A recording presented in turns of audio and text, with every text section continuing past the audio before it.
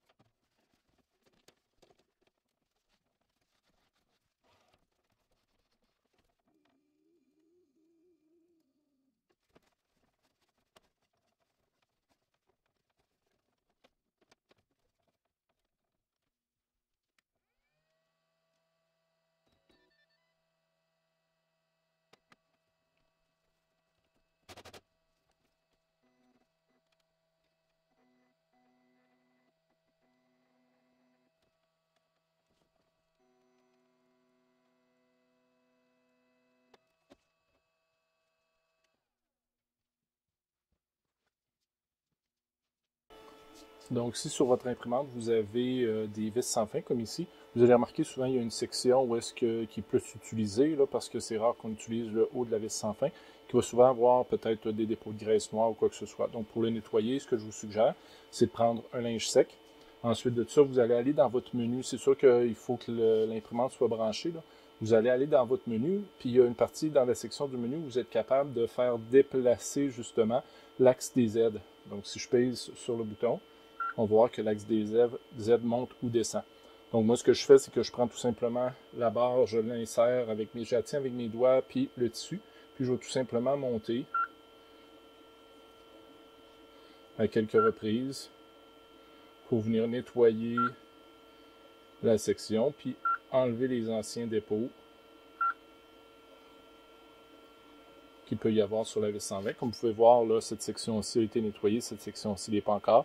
Donc, on peut le faire à quelques reprises pour justement enlever les dépôts qu'il peut y avoir sur notre vis sans fin.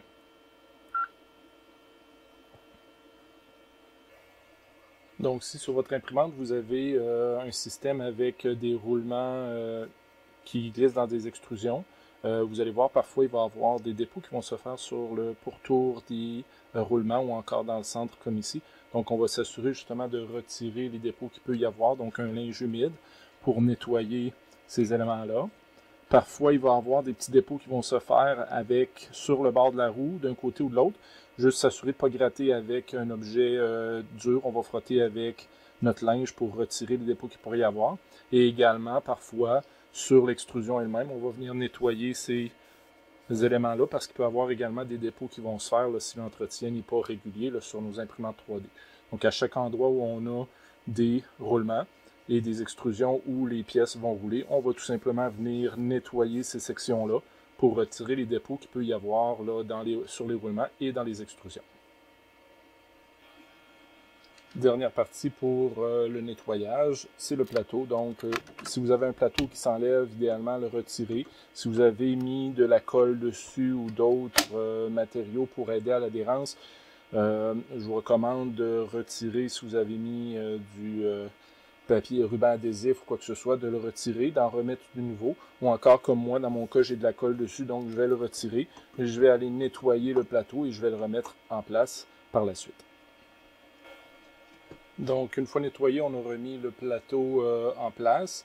Si jamais vous avez un plateau qui n'est pas amovible, à ce moment-là, ben, ces opérations-là peuvent se faire directement en place. Donc, nettoyer avec un linge humide s'il y a des substances. On va faire, dans une autre section de vidéo, on va regarder qu'est-ce qu'on doit faire un petit peu plus spécifiquement là, avec le plateau de votre imprimante.